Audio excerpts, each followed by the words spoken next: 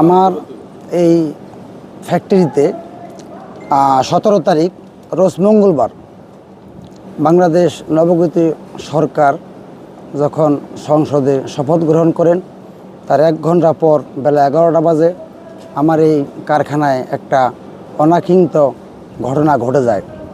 চাঁদাবাজ এবং লুটপাট এবং ডাকাতি করে আমার এই ফ্যাক্টরির গেট হামার এবং সাফাল দিয়া ভেঙে আমার কর্মচারীদেরকে মেরে হাত পা বেঁধে আমার ফ্যাক্টরির ভিতরে সিন্দুক হামার দিয়ে ভেঙে নগদ অর্থ এবং আমার ফ্যাক্টরির গোডাউনের গেট ভেঙে 400 কয়েল মাল, যার 1 কয়েল মালের দাম 5,340 টাকা নিয়ে যায় এবং মেশিনারিজ অনেক এক্সপায়ার পাস।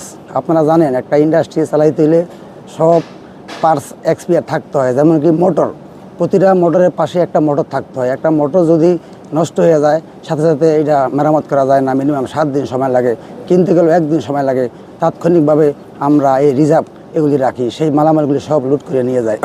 প্রিয় সাংবাদিক ভাইয়েরা, প্রিয় দেশবাসীর কাছে আমি বলতে চাই যে আজকে আমি